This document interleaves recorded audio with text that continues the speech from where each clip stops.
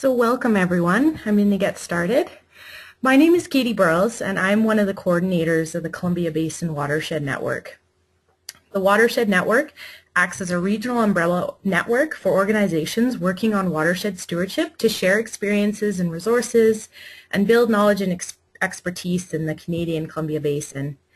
Today is our first webinar in our winter webinar series, and today's session will be delivered by Will Warnock with the Canadian Columbia Intertribal Fisheries Commission, and he's going to discuss the history of salmon in the Columbia Basin and challenges for restoring salmon to the headwaters. So this webinar series is hosted in partnership with the Kootenay Conservation Program. The Kootenay Conservation Program is a broad partnership of organizations from across the Kootenays that works to conserve landscapes that sustain naturally functioning ecosystems. So we're really excited about this partnership as it's an opportunity for both organizations to bring together our membership and partners and build capacity amongst water and conservation groups across the Columbia Basin.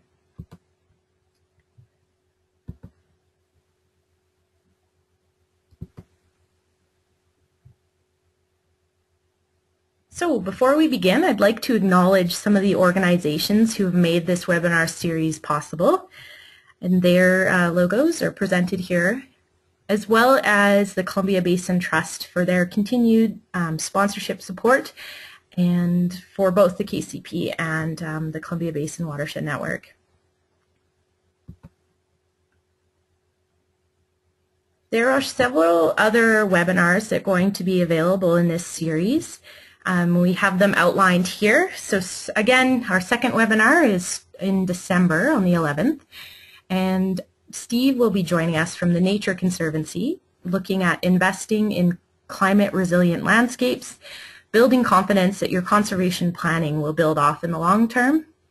And that webinar will be hosted by the Kootenay Conservation Program, as well as there are 3 other webinars that are going to be taking part in the series in the new year starting in 2015. So if you're interested in more information, go to either of the Kootenay Conservation or the Columbia Basin Watershed Network websites and register. Before we begin, there's a few housekeeping things that I just need to touch base on. I will be administering the webinar. If you have any technical questions or issues, please send me a message and I'll do my best to address them. Also, if you lose your connection or are removed from the webinar for any reason, please click on the link that was provided to you when you registered and it should plug you back into the session. We would like to thank you in advance for your patience. I know we have people joining us from remote communities across the basin, and so hopefully we have a good connection throughout this session. You will notice that the participants have been placed on a blanket mute, and this has been done to avoid background noise and feedback throughout this session. We've received over 60 registrants for this particular presentation, so there's going to be lots of folks on the line. If you have any questions during the webinar, please use the chat box. Will is going to enlighten us for about 40 minutes, and then we'll have 15 minutes for questions at the end. So you're welcome to post your questions throughout the presentation, but we're going to wait and address them during the question session.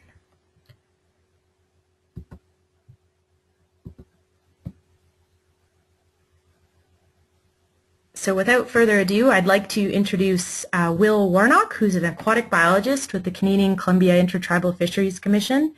He describes himself as a young scientist that works for the Ktunaxa and Secwepemc First Nations through the Canadian Columbia River Intertribal Fisheries Commission.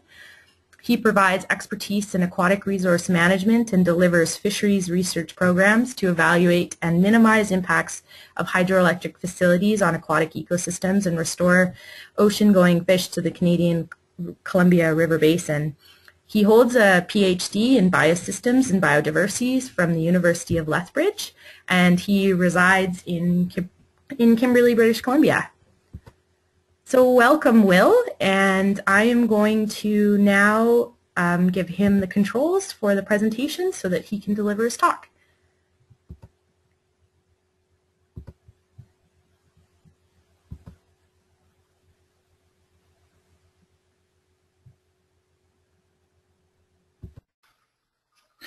Hi, thanks very much, Katie.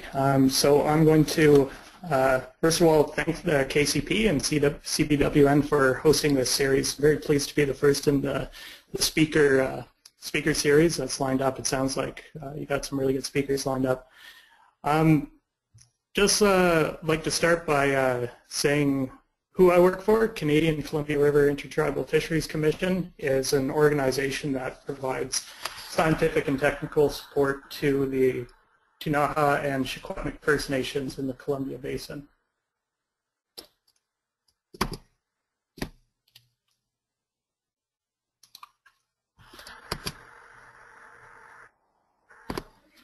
So I'm going to walk you through kind of what I'm going to go through in my presentation. First, I'm going to cover the history of anadromous fish in the basin. What species did we have? Where did they end up? The importance of salmon to the ecosystem, how they were lost, the development that's happened since salmon were lost, because they've been gone for 75 years now, and environmental changes that have resulted as the way that development has occurred. And then talk about what's happening now and into the future and challenges for restoring salmon and other anadromous fish to the basin. So I'll just start by going a little bit over a biology backgrounder of the life cycle of an anadromous salmonid fish. So anadromous means that the fish complete their life cycle in freshwater. They spawn in freshwater, but live as adults primarily in saltwater.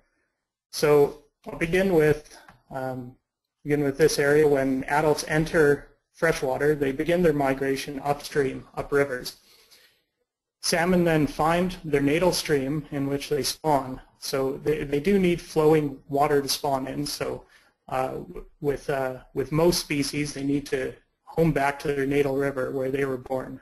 And they spawn in that area, and they die after they spawn. The only exception to this is steelhead, which is not technically a salmon, but is an anadromous rainbow trout. After spawning, their eggs are deposited in gravel when they spawn, and they develop in that gravel. In terms of interior streams, like we'd have in the interior Columbia Basin, they would have to overwinter in the gravel.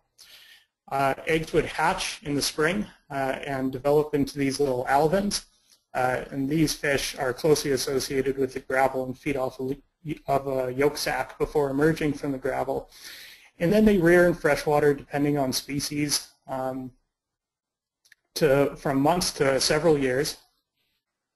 And then this is when they undergo that critical imprinting phase to find out where to go back to spawn. They undergo a series of physiological changes after that called smoltification, which allows them to exist in saltwater, and this is accompanied by their migration downstream to the ocean.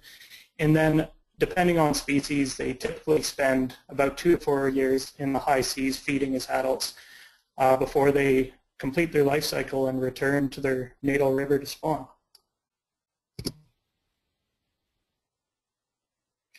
So I'll just go through the baseline of what species were where in the Canadian portion of the Columbia Basin. So the area that was accessible to anadromous fish in the Canadian Columbia Basin, I've highlighted the watershed area here. So the Columbia River starts at Columbia Lake, and it's about a 2,000 kilometer journey down to the ocean at Astoria here. So salmon would have historically been able to access the entire part of the watershed, except for the Kootenay portion of the watershed. They could only get a short way up Kootenay River to a place called Bonington Falls, a historic picture of Bonington Falls here. And salmon were restricted from moving upstream through the Kootenay system. So Kootenay Lake never had anadromous salmon, but the main stem of the Columbia River was accessible to salmon. Just go through the distribution of each species, starting with Chinook salmon. Chinook were our largest species, very large, 25 kilos or about 55 pounds was the maximum size. And the ones migrating to the headwaters would have all been average 35 pounds or larger. So in conjunction with their historical abundance and their very large size, this means that they probably were the highest biomass of any salmon migrating into the Canadian portion of the Columbia River. So very abundant, very big fish, obviously very key driver in the ecosystem.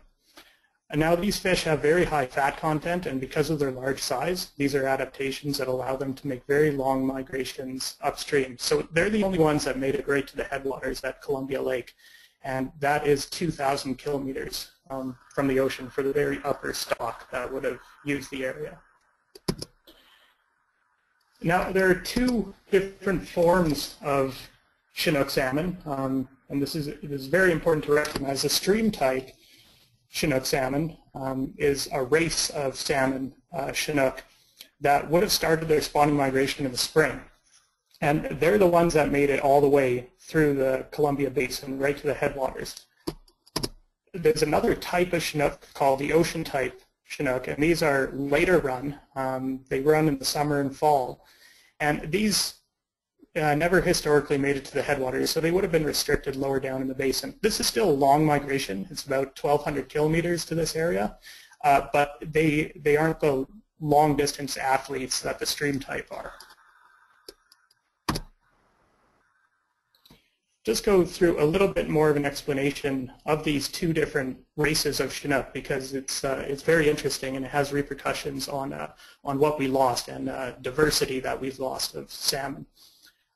There is a very deep evolutionary split between these two types of Chinook. Their common ancestor goes back about 100,000 years or longer, so pre-glacial times is when these two different types of races of Chinook diverge from one another. So it's kind of like the relationship that humans would have had to Neanderthals in terms of evolutionary ancestry. We know this because if we look at Chinook salmon across their range in the Pacific Rim, North American coast of the Pacific Rim, and we look at the relationship of interior Columbia stream type versus interior Columbia ocean type, and this is a plot of the relationships between all stocks in the Pacific Rim of North America. It's a very, very deep evolutionary split between the two. Interior Columbia stream type are actually more closely related to all Chinook in Alaska, Yukon, North BC coast, interior Fraser, and down the Oregon coast than they are to the ocean type Chinook that spawn alongside them. So very, very two different species, different evolutionary legacy, and functionally we can think of them as two different species. Because they have two very separate ecological niches and do separate things. Adults of the stream type variety migrate very far up the continental shelf when they're in the open ocean. When they return to freshwater, they begin their migration very early in the spring. And then a key difference is that after they hatch the following spring, after their parents have spawned, they spend a full another year in freshwater before migrating out.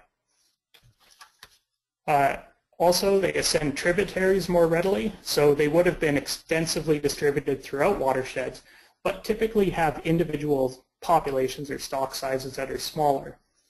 And because they, especially this adaptation for spawning and spending a full year in freshwater, that's an adaptation that allows them to make very, very long distance migrations. Because the juveniles, when they hatch, they get to rear a full year, they're much larger, and they're able to make that long distance migration downstream to the ocean.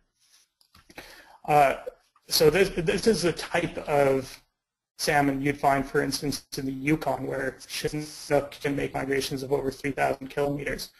Ocean type, different adaptations. Out on the coast, out in the ocean, they're typically found along the continental shelf. They migrate later in the year. And after they spawn, after they hatch, the juveniles begin their migration downstream to the ocean very soon after hatching. They're also typically well adapted to spawning in the main stems of large rivers, and typically stock sizes are very abundant, but they can't make those long distance migrations far inland. Sockeye salmon were also in the Canadian Columbia Basin, also a very important species to the area. Now, all Columbia Basin sockeye are lacustrine, meaning that they require lakes to fulfill their life history. This is because the juveniles feed on zooplankton, which you find in lake systems.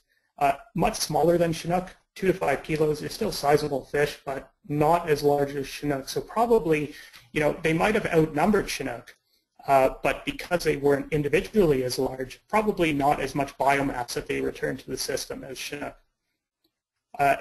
These fish use the Arrow Lakes complex primarily, but we're also distributed into Slocan and Washington Lakes. Now, the Columbia Basin isn't the producer of sockeye that Fraser is, or that Bristol Bay is, but all the sockeye that would have come through the Columbia historically would have been much more abundant, and really the primary drivers of that are lakes in Canada. The system in the U.S. for lake systems, they didn't have a ton of accessible large lake habitat available to them, so the vast majority of sockeye habitat was in Canada. So the Okanagan Basin is part of the Canadian Columbia Basin and historically was all accessible to sockeye salmon. Right now, sockeye can still make it back to Soyuz Lake. There's recently been a reintroduction of sockeye into Skaha Lake. And to give you an idea of the abundance, there was a run of 600,000 sockeye this year into the Columbia, 600,000+. And about 85% of those fish would have been destined for a Soyuz lake. You can see the tiny size of Soyuz relative to all these different lakes that would have been accessible for sockeye. So it gives you an idea of the potential abundance of sockeye that would have been here historically. Kokanee, of course, are still distributed in the Canadian Columbia Basin. They are landlocked sockeye, so they are the same species. And they were native historically to Kootenay Lake, but they've been stocked extensively elsewhere. They're about 1/10 the size of ocean-going sockeye. Steelhead were another species of anadromous fish that we had. This is simply a form of rainbow trout that goes out to the open ocean and back. Historically had about the same distribution as ocean-type Chinook and were locally abundant in that area. And throughout the Columbia Basin, we still have bull trout, white sturgeon, and resident rainbow trout, but connectivity is an issue for them now. Historically, they would have had the full run of this river. Bull trout and rainbow trout are distributed throughout the river. White sturgeon are now extirpated upstream from Revelstoke Dam, so this whole area is now extirpated of white sturgeon. Pacific lamprey are another species that are anadromous. Of course, not at all closely related to salmon. We don't know historically if they ever reached the Canadian portion of the Columbia Basin. They certainly could have, and if they did reach the Canadian portion, we don't know how abundant they were. So it's a big question mark. We know about where these fish were distributed and the abundance of them, partially from memories of elders, memories of basin residents that were in the area at the time that salmon were here, and from archaeological evidence. So here's a diagram of some areas where there's some major First Nation fishing locations of salmon in the basin. So where do salmon get now? Well, they were originally extirpated by Grand Coulee Dam. This is about 200 kilometers, 210 kilometers downstream from the U.S.-Canada border. That was originally what did them in. Now they're restricted to Chief Joseph Dam. It's nearly 100 kilometers downstream of that location. So this is the area that salmon can get to now. All these little ticks along here are major dams that are built along the Columbia River. But this area that's shaded in green are areas where it's still accessible to salmon because these dams have fish passage. So for example, here's a picture of Bonneville Dam, the lowest dam on the Columbia Basin, on the Columbia River, and here's the fish ladder that salmon can ascend to get above this dam.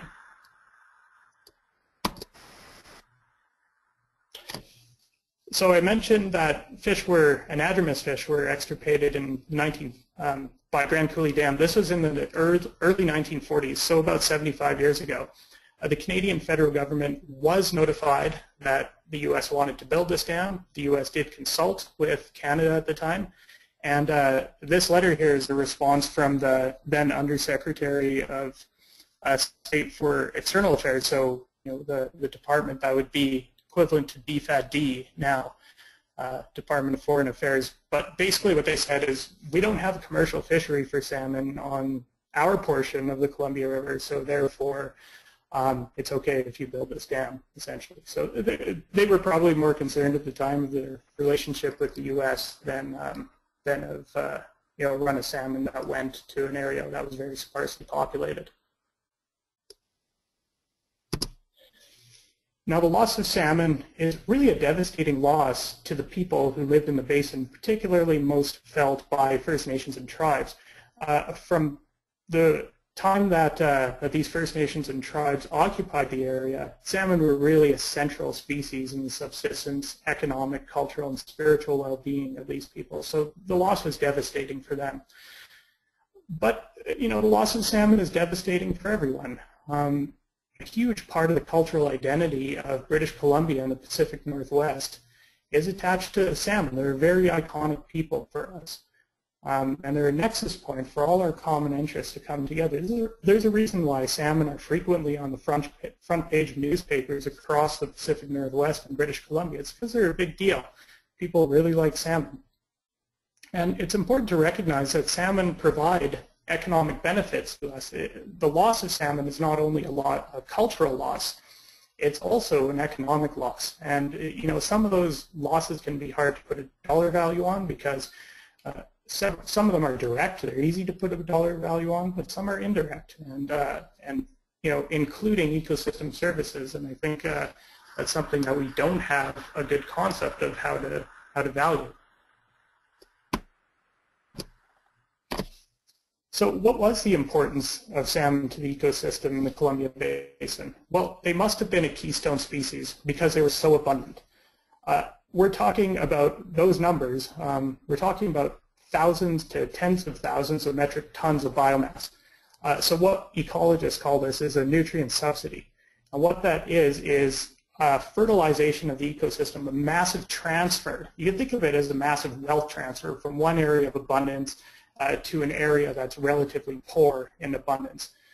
So what essentially salmon do is they fertilize freshwater ecosystems. And this isn't only in the form of, provision of phosphorus and nitrogen and these chemicals that fertilize the bottom of the food web, but also there's a direct food source of carcasses, eggs, fry, and smolts in great abundance to species that historically relied on them, like sturgeon, piscivorous fish like bull trout and rainbow trout, birds and mammals that would have depended on them as well. And finally, bioturbation kind of sounds like a dirty word, but essentially what that refers to is the disturbance that salmon create in the stream bed, especially when you talk about big salmon in smaller streams. They actually have a very large effect on the morphology of the stream bed, which has effects on the aquatic ecosystem around it. So increasingly recognized as a major process in aquatic ecosystems. That's something that we've lost as well because of the lack of these big fish coming in and churning up gravel to spawn. Now, what happened after Grand Coulee Dam was built? Well, the Canadian Columbia River has a huge amount of hydropower development, and that hydropower development progressed with the historic presence and distribution of salmon completely forgotten. In 1944, Brilliant Dam goes in the Kootenay, 51 Watchin. 1954 goes Juanita Dam into the Pend Oreille River. Hugh Keenley side is our first Columbia River Treaty Dam in 1968, followed closely by the very large Mica Dam in 1973, 79 7 Mile Dam, another dam on the Pend Oreille, and 83 Revelstoke. These are all major dams on what was historically areas that were accessible to salmon. None of these dams provide passage facilities. So there's still lots of fish in the basin, and if fish pass over those dams, they're not getting back up. And especially from the building of mica and Kootenay side dams, the Columbia River Treaty dams, there's been a very, very large alteration of the actual environment of the river. So pardon the pun here, but these caused some big dam environmental changes. The first of which, obviously connectivity, so fish passage, essentially providing breakpoints that fish can't get above dams, and at some points below, because there's high mortality when fish go below, especially some of these dams.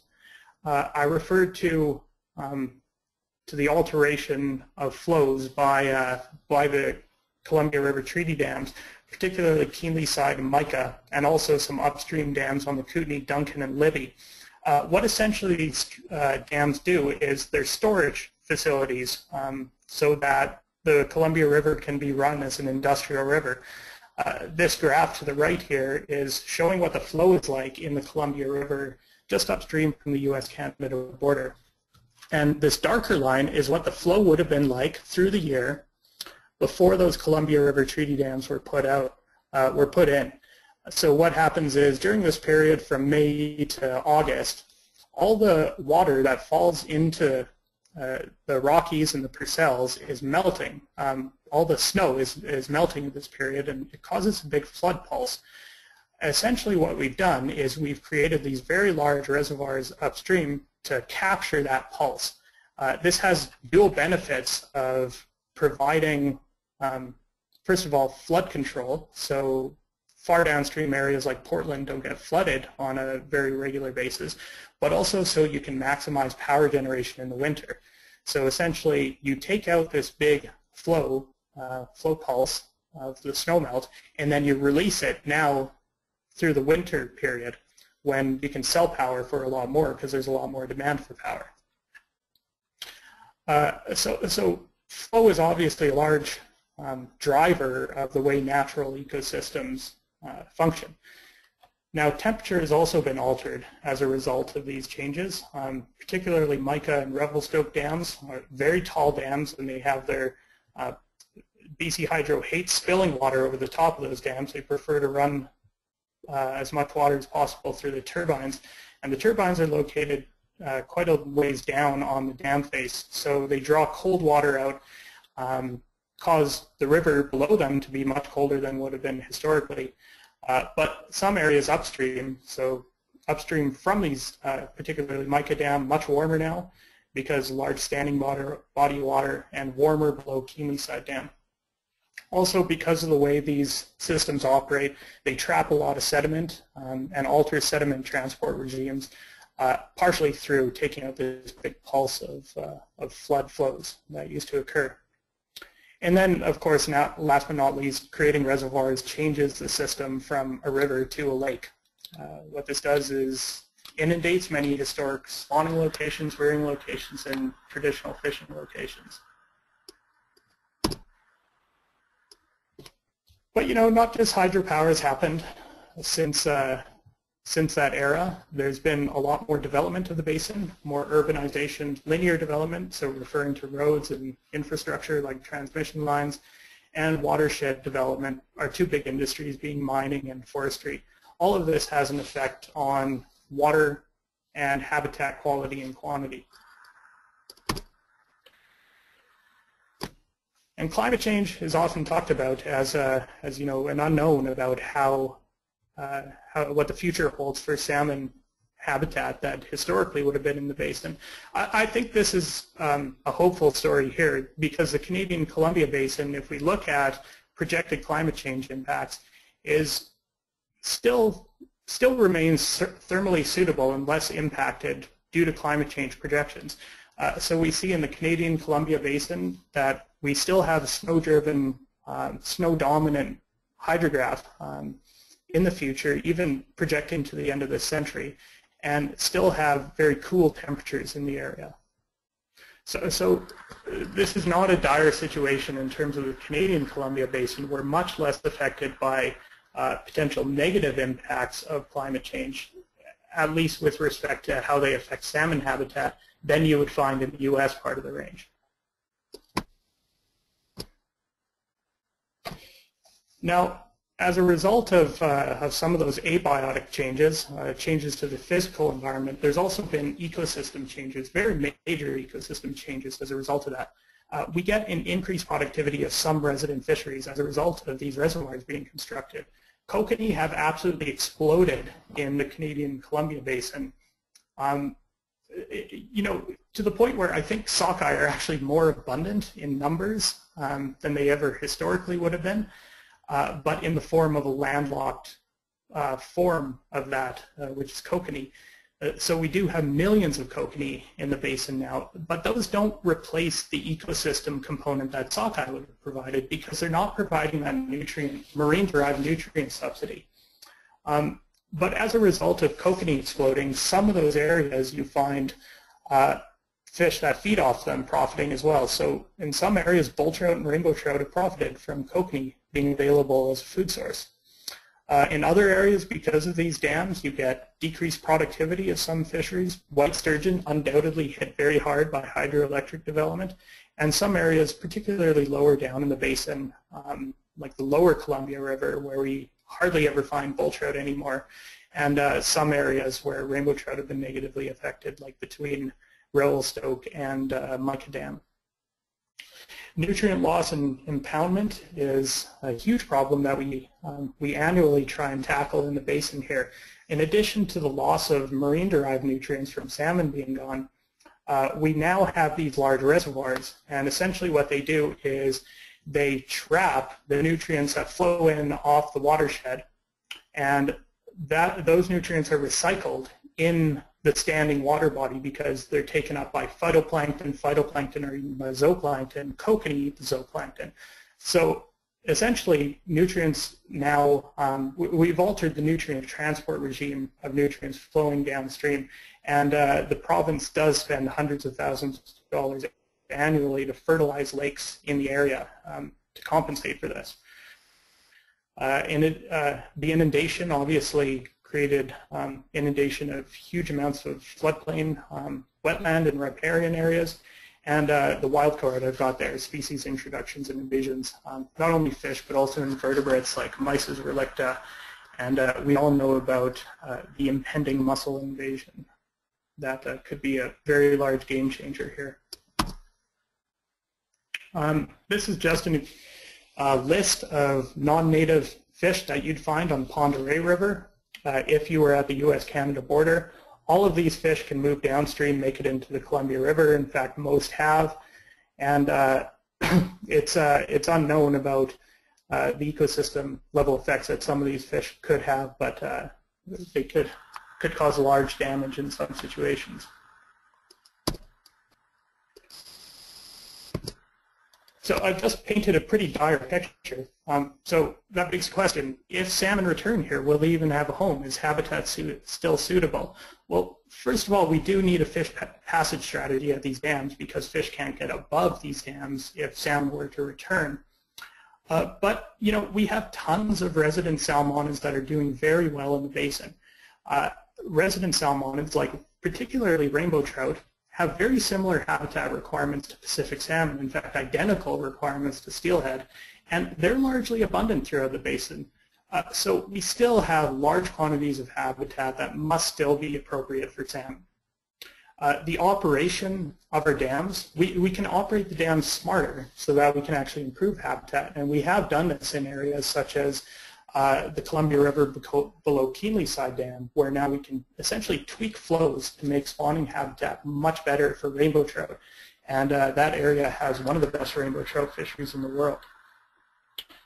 And, you know, I said that climate change wasn't necessarily a dire picture in the Canadian portion of the Columbia Basin. It is in the U.S. portion of the Columbia Basin. So our area is a thermal refuge for salmon. So it's really justified in getting salmon back to the Canadian portion of the Columbia Basin as a climate change adaptation strategy.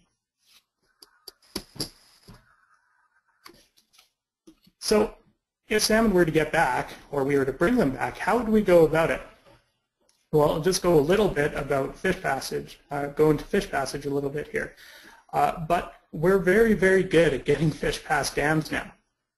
And the technology and the scientific understanding of this has really developed rapidly over the last couple decades, and that's largely been fueled by a lot of U.S. environmental legislation like the Endangered Species Act and the Federal Energy Regulatory Commission, which has required a lot more improvements to fish passage at Columbia Basin dams.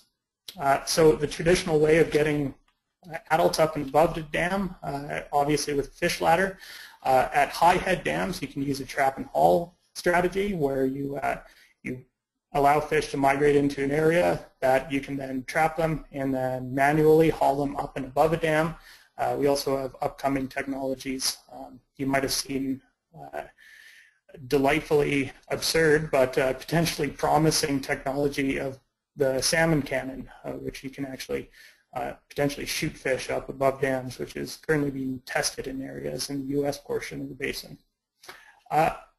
Getting adults up is half the battle. You have to get juveniles safely downstream. Juveniles can migrate through a couple routes of any dam. This is over the spillway if the dam is spilling water, which typically has generally high survival rates if the dam isn't very high, or through the turbines. And there's been a lot of advancements lately in developing more fish-friendly turbines, so you get much lower mortality if fish happen to go that route. We also have ways to manually trap fish in the forebays of dams, collect juveniles, and either manually truck them around or pipe them safely around the dam.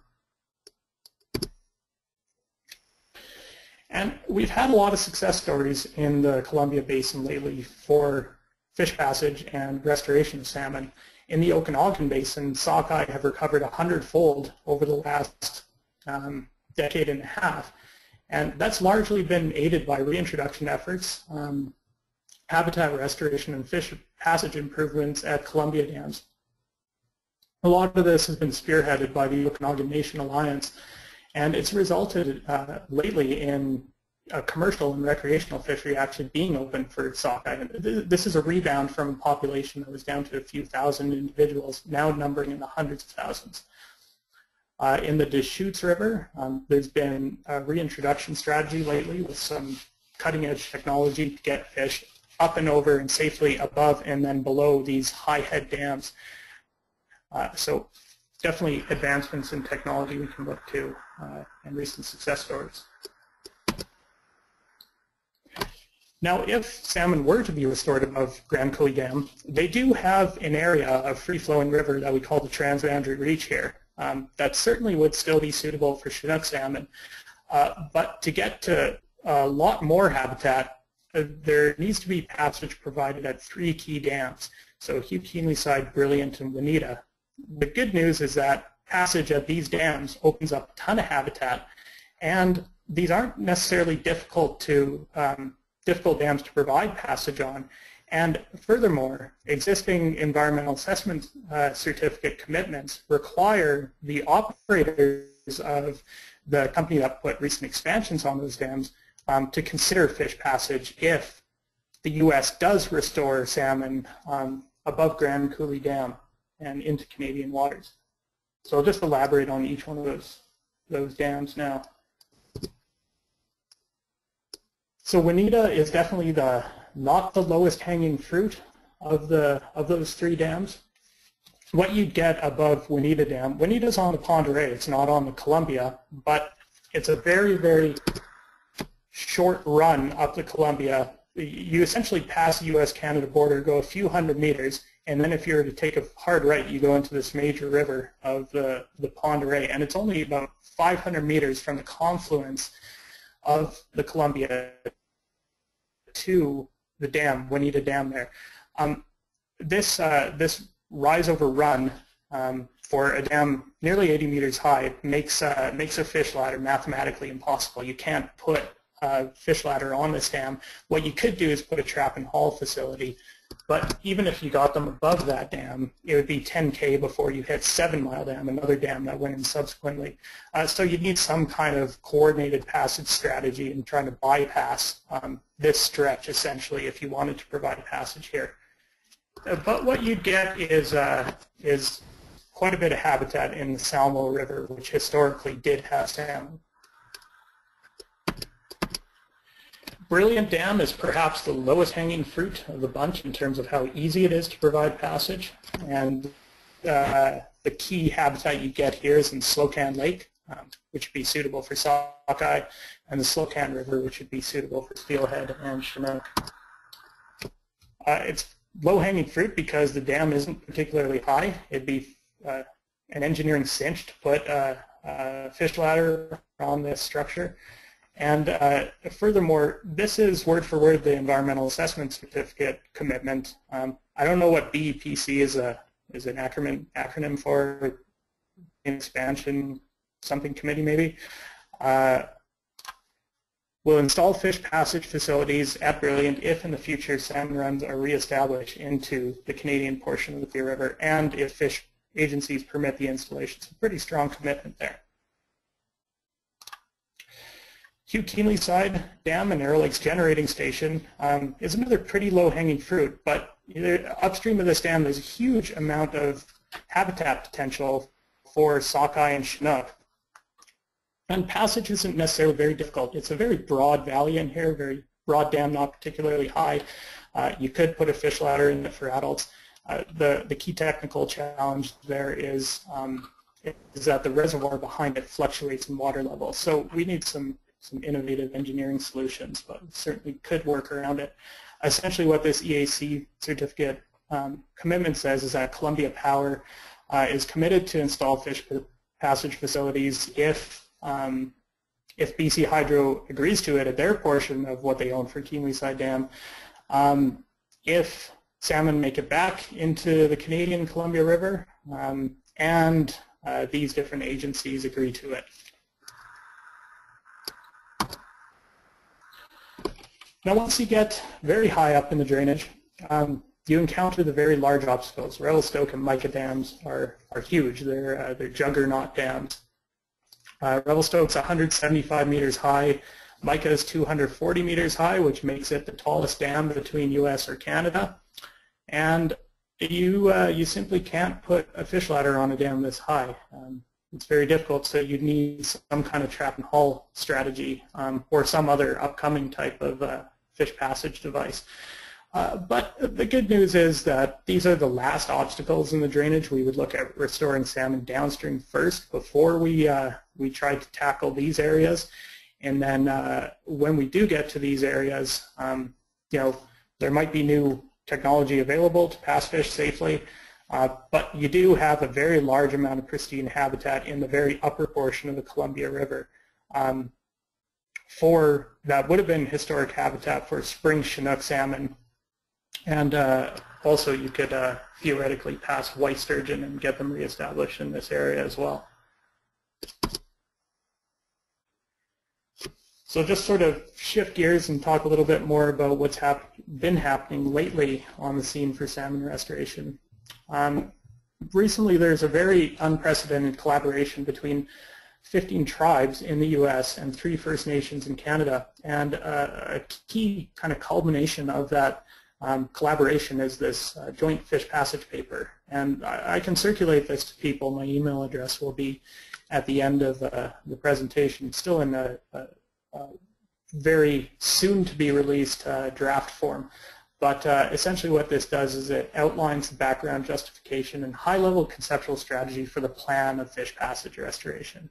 And a big part of that is outlining this phased incremental approach to scientifically investigating the key uncertainties that we need to know, overcome for how we'd actually go about this. So what that scientific investigation program is 4 phases. The first 2 phases are essentially desktop studies, research, and experimental reintroductions that reduce some of the key technical uncertainties we have about how to best reintroduce salmon and provide fish passage. Phase 3 goes on what we've learned from those previous 2 phases and a transition into a permanent program of passage. And then phase 4 is, of course, from what we've learned from the previous 3 phases, monitoring and adaptive management. Certainly key that investigation should occur collaboratively between the U.S. and Canada, should involve all key agencies, and to be most efficient, guided by some sort of an international technical working group. So what are some of those key scientific uncertainties? Well, here's four that are very large. There's many, but these are kind of the four that stand out in my mind. First of all, what donor stocks do you use? We've lost the original stocks that would have used the area, but if you wanted to reintroduce salmon to the area, the environment's changed.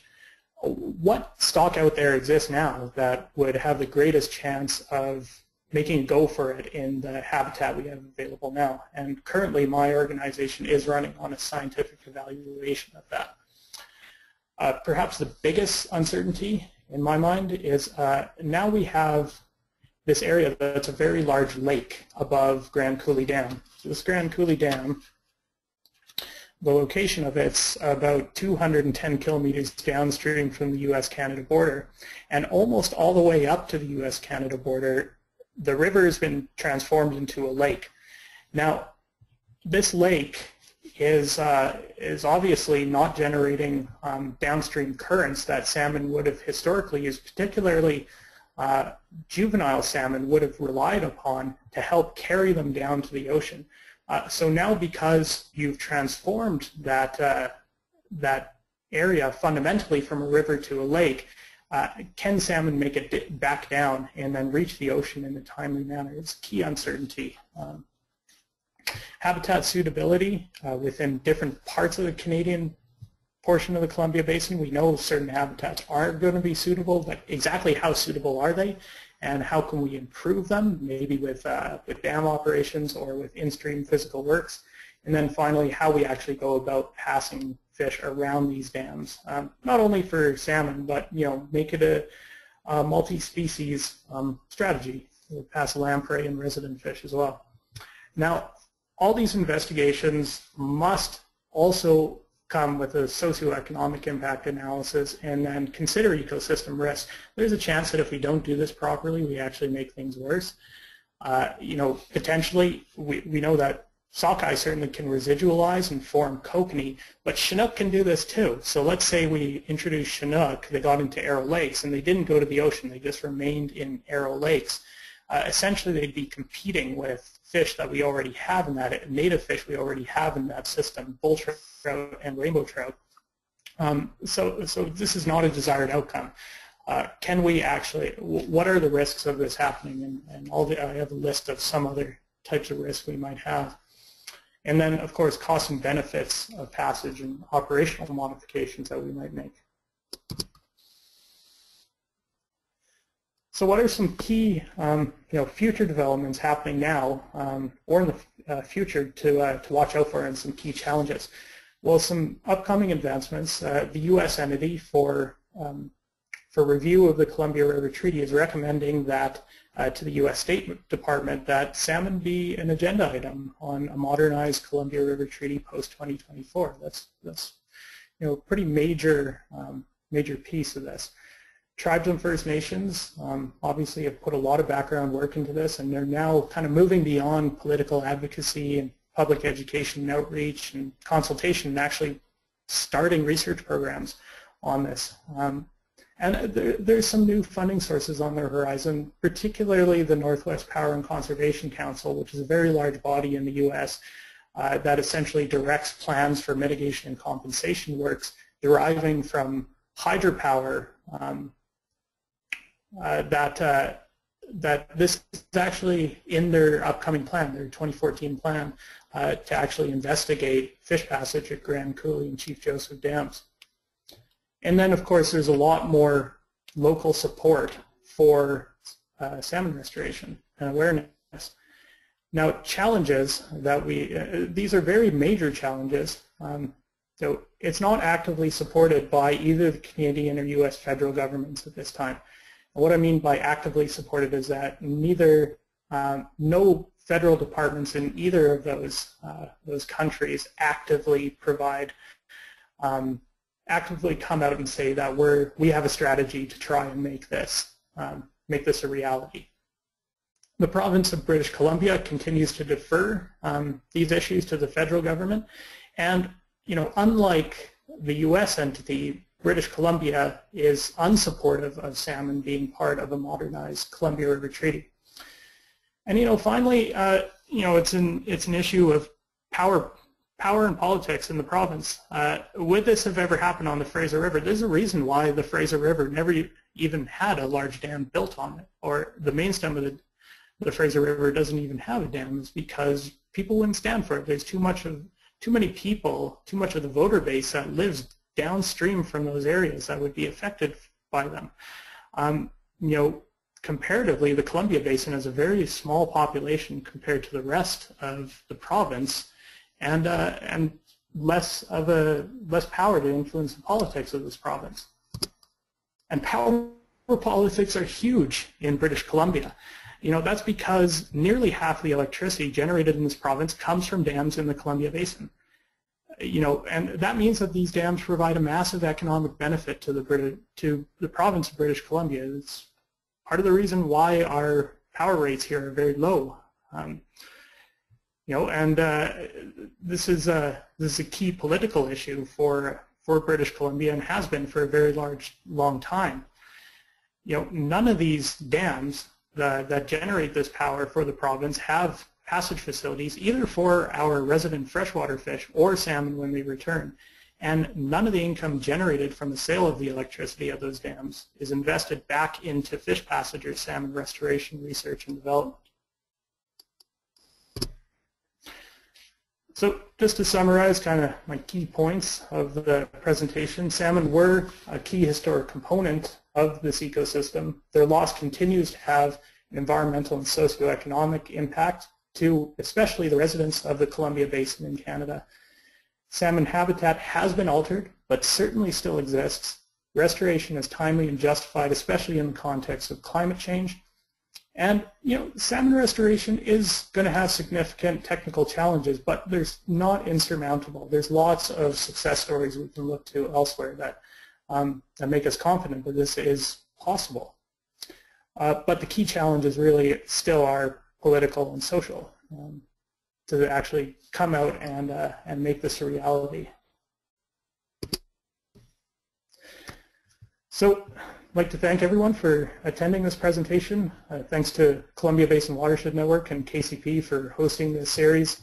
Columbia Basin Trust has been very supportive to my organization for salmon restoration efforts, and key staff at Fisheries and Oceans Canada who have been willing to engage with us on these issues, even if it's off the side of their desks. So really appreciative to that department. And then, of course, all the staff and First Nations and tribes who have been fighting for this for a very long time, and laid a lot of the groundwork of the presentation that I've just gone through. So thanks very much. Thank you, Will. That was excellent. A few questions have been trickling in as the presentation the session has been going. One person provided an acronym for the BEPC, and it's the Brilliant Expansion Power Corporation. So thanks, Teal, for that.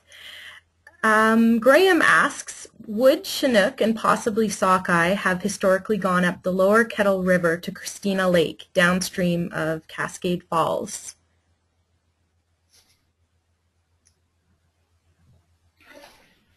Hi, Graham.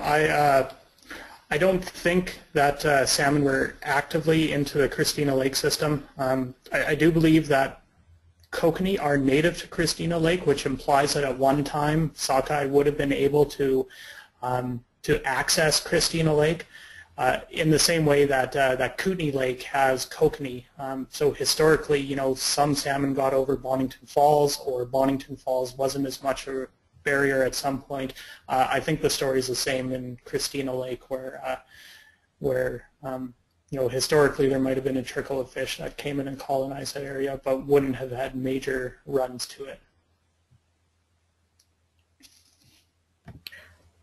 Okay, I would encourage anyone, if you have any additional questions, to please put them in the chat box.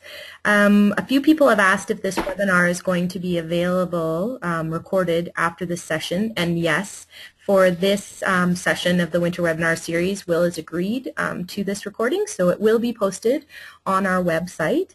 The next question, Sally asks, what's the connection between climate change and the suggestion that the Columbia Basin might be a thermal refuge for salmon? And she's asked you to please expand upon this, Will. Okay, so if we look at even our longest projections of climate change, in the U.S. part of the Columbia Basin, there's very dire impacts to the timing and an amount of snowfall that's going to occur in the U.S. part of the range. So in mountainous regions in Idaho, Washington, Oregon, Montana, there is a lot less snow accumulation, a lot more rain. This creates an altered hydrograph that isn't necessarily friendly for salmon and other species of salmonids. We also get a projection of warming, particularly air warming in the area. Those areas which cause into the lethal temperatures for peak summer temperatures in a lot of those rivers in the U.S. part of the basin. In the Canadian portion of the basin, those impacts are much more muted. So there's actually projected increasing snowfall in very small areas of the basin, but not a major shift of snow to rain dominated precipitation regimes. So we don't have the same types of impacts that you would have in the U.S. and the warming trends don't reach levels that they would actually create a significant amount of warming in our rivers in the Canadian portion of the Columbia Basin that would actually be lethal for salmon.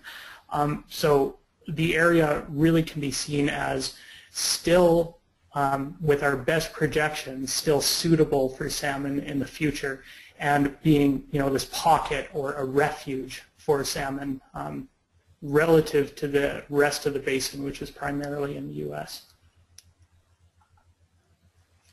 Okay, thanks, Will. I want to honor everyone's time and end this session at 11 Pacific time. So we'll just take one more question. And that being said, if you have additional pressing questions that you would like to ask Will, you're welcome to email him and follow up after the event. So we'll finish with, what is the risk of introducing invasive non-native fish species via fish ladders or fish transportation, and how can fish transportation facilities be selective to exclude these invasive? That is a great question. There are certain ways you can build. So let me take a step back, and there's two routes here, either upstream or downstream passage. Upstream passage refers to fish ladders or other ways you might get fish up above the dam, adult fish up above the dam. You can build your fish ladders, so they're essentially directed towards the physiological requirements of salmon. Salmon are very strong swimmers relative to a lot of these non-native fish that we have. So you could build your fish ladder so that only salmon could essentially pass through it. Now let's say you took another approach, and rather than using a fish ladder, you use something like a trap and haul strategy. Well, you're handling each individual fish in that situation, so you could remove non-natives, actually cull them if you wanted to, and then actually only transfer your salmon up above. When we talk about downstream passage, it's the same sort of idea. If you had some sort of passage facility that like a passive way of doing it, where you created an attraction flow and then piped all fish around, you would be aiding the spread downstream of non-native fish. But if you did have a collection facility, like we're seeing at a lot of these high head dams and other places throughout the Columbia Basin in the U.S., you could manually sort out the non-native fish and then either cull them or, if you wanted to, release them back upstream.